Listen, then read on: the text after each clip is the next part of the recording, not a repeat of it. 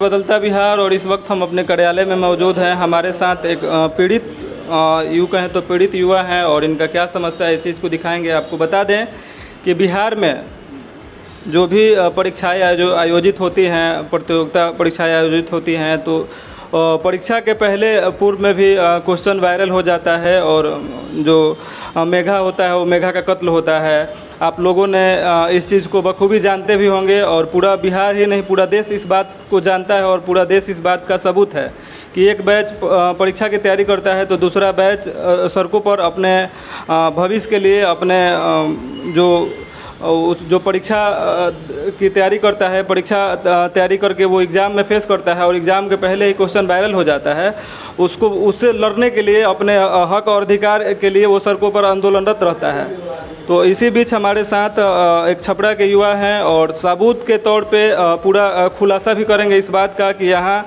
जो पंचायत लेवल पे जो प्राथमिक विद्यालय में बहाली का प्रक्रिया चल रहा है उसमें कैसे फर्जीवाड़ा किया गया है और कौन कौन लोग शामिल हैं, इस चीज़ का पूरा प्रमाण के साथ आपको दिखाएंगे।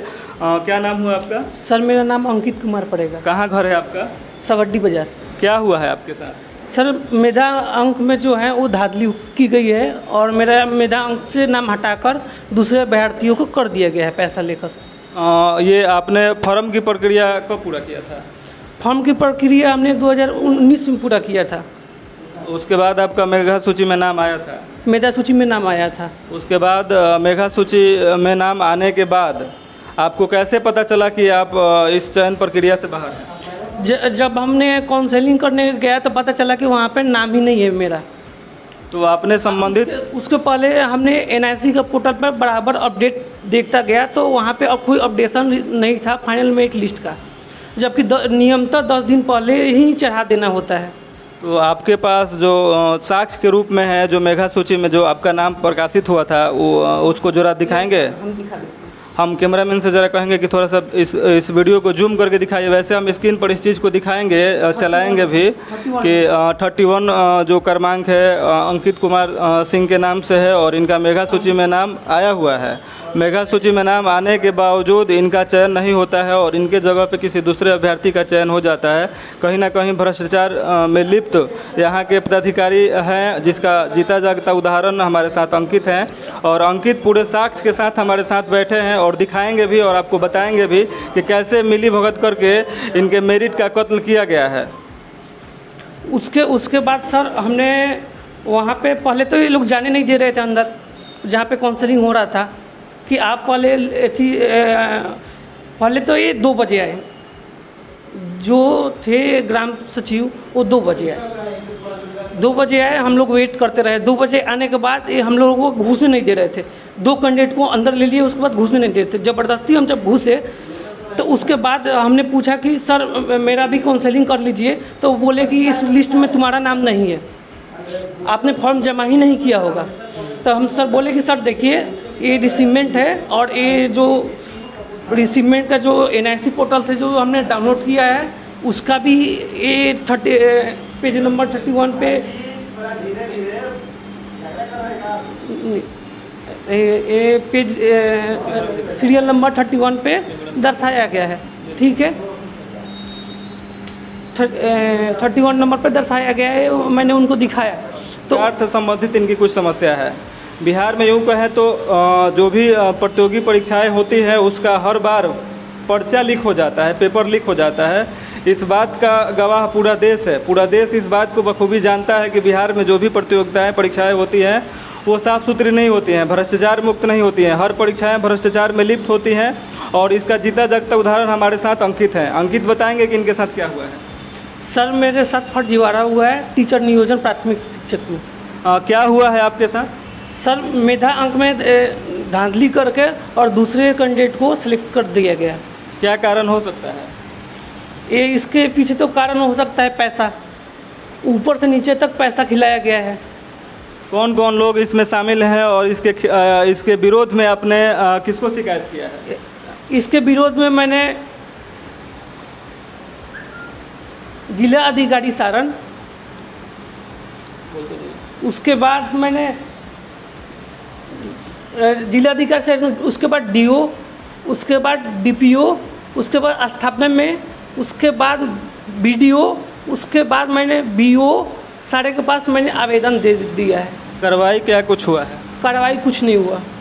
तो जैसा कि इन्होंने बताया कि इन्होंने इनके साथ जो फर्जीवाड़ा हुआ है, इसकी शिकायत इनने जिला अधिकारी से लेकर, जिला के जो आला अधिकारी हैं वहाँ से लेके और प्रखंड ब्लॉक लेवल तक के अधिकारियों को इन्होंने इसकी शिकायत किया है कि हमारे साथ फर्जीवाड़ा हुआ है, और फर्जीवाड़ा में जो लोग शामिल हैं उनके खिलाफ़ इन्होंने लिखित में भी आवेदन दिया है।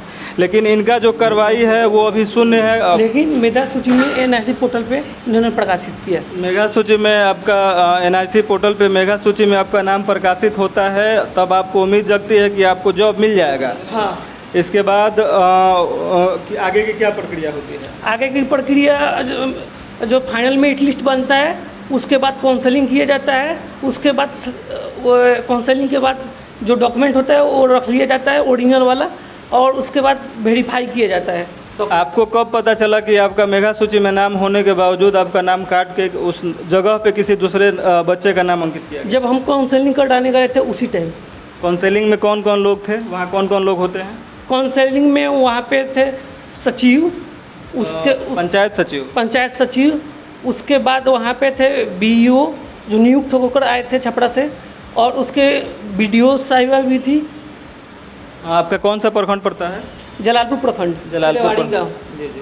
तो जलालपुर प्रखंड के रेवाड़ी गांव में नियोजन जब चल रहा था उस समय वहाँ जो ब्लॉक प्रमुख होती हैं वो बीओ भी थी। प्रखंड में हो रहा था और उसके बाद पंचायत के जो निचले स्तर पे सरकारी कर्मचारी होते हैं वो भी मौजूद थे।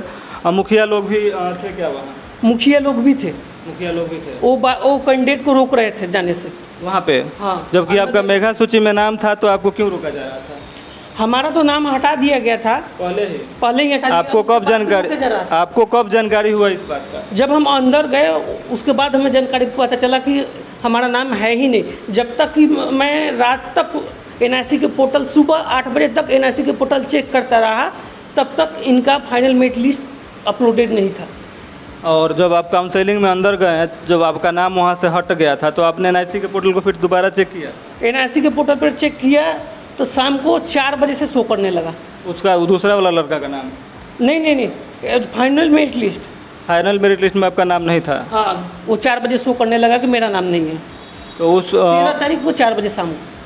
तो यानी जहाँ से पोर्टल अपडेट होता है वहाँ भी हम कंप्लेन ना कर सके। इनको 10 दिन पहले ही होता है कि 10 दिन पहले इनको मेरिट लिस्ट बनाकर एनआईसी के पोर्टल पे डाल देना होता है, लेकिन कंप्लेन न करने की वजह से ये लोग उस दिन ही डाले थे कि कोई अभ्यर्थी कंप्लेन ना करे।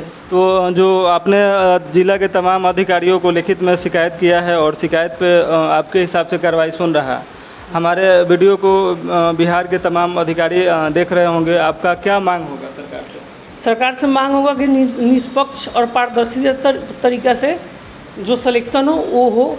जो टैलेंटेड है, जो टीचर बनेंगे, जो वो टैलेंटेड हो, वो युवा वर्ग को तैयार करने में अपनी 100% एलिजिबल हो, यही चाहिए हमें। यही मांग है कि एलिजिबल हो। आपके नियोजन प्रक्रिया में किनका मिली भगत हो सकता है, आप कैमरा के सामने बता सकते हैं? मुखिया, उसके बाद ग्राम सचिव, उसके बाद बीओ, बीडीओ, डीओ, डीएम। तो देखा कि आपने ये जो युवा हैं इनका अपना दर्द है कि ये चयन प्रक्रिया होने के बाद, मेगा सूची में नाम प्रकाशित होने के बाद इनको रोजगार से वंचित किया जाता है और इनके जगह पे किसी दूसरे बच्चा का चयन किया जाता है जिसका परसेंटेज भी कम है। इनका 71 एबव परसेंटेज है और उस जिस बच्चा का इनके जगह पे हुआ है इनसे कम है, 68% के आसपास ही उसका मार्क्स है। हम वीडियो के सामने इस चीज़ को आपको दिखाएंगे कि कैसे फर्जीवाड़ा हुआ है। इनका मेगा सूची में नाम आने के बाद मेगा सूची में 31वां क्रमांक इनका है और 31वां क्रमांक पे इनका अंकित कुमार सन ऑफ राधा मोहन सिंह, ठीक है। इनका टोटली दिखाया गया है 71.6% मार्क्स है इनका। इसके बावजूद इनका नहीं होता है और 68% जिन बच्चे का है उनका। तो तो कहीं ना कहीं आपने देखा कि साक्ष्य के तौर पे सारा चीज़ यहाँ अवेलेबल है। इन्होंने जो जिनके जिनके पास लिखित में शिकायत किया है इसका भी हम सामने आपके स्क्रीन पे दिखाएंगे कि कैसे मिली भगत करके इनको वंचित किया गया। और क्या शिकायत है आपका? शिकायत तो यही है कि धांधली जो हुआ है उसको धांधली जो हुआ है उसका निवारण किया जाए, और जो दोषी है चाहे बीडीओ हो, चाहे डीओ हो, चाहे बीईओ हो, चाहे जिला अधिकारी ही क्यों ना हो, उन पे कार्रवाई की जाए। आपने इस संबंध में जिला अधिकारी से मिलकर शिकायत किया कि ना? जिला अधिकारी के पास देखिए, यहाँ पे देखिए, मैंने 16 तारीख को कंप्लेन विद साक्ष्य के साथ हमने दर्ज कराया था। फिर इस रिगार्डिंग आपने दोबारा जिला अधिकारी से मिला कि नहीं कि हमारा जो है 16/8 को ही आवेदन आप जिलाधिकारी के यहाँ देते हैं छाया प्रति के साथ, मेगा सूची में जो आपका नाम अंकित हो उसके साथ आप जिलाधिकारी को लिखित में आवेदन देते हैं, फर्जीवाड़े की शिकायत करते हैं। इसके बाद आज जिलाधिकारी से मिला इस संबंध में जिलाधिकारी के पास मिलने गया, लेकिन उनके पास टाइम नहीं था, वो मिले नहीं, टाइम नहीं दिया गया, मिलने ही नहीं दिया गया। उसके बाद जिलाधिकारी को मैंने ईमेल किया, लेकिन ईमेल का कोई रिप्लाई नहीं आया। कहीं ना कहीं आप इस चीज़ को देख रहे हैं कि कैसे फर्जीवाड़ा करके नियोजन प्रक्रिया में जो मेगा सूची में नाम एक बच्चे का प्रकाशित होता है, उस बच्चे को मेगा सूची से बाहर किया जाता है और दूसरे बच्चे का इसमें सिलेक्शन किया जाता है। तमाम तरह के आरोप इन्होंने लगाया है। आगे की भी अपडेट देते रहेंगे, बने रहिए हमारे साथ। धन्यवाद। खबरों पर बने रहने के लिए बेल आइकन दबाना ना भूलें। लाइक और सब्सक्राइब करना ना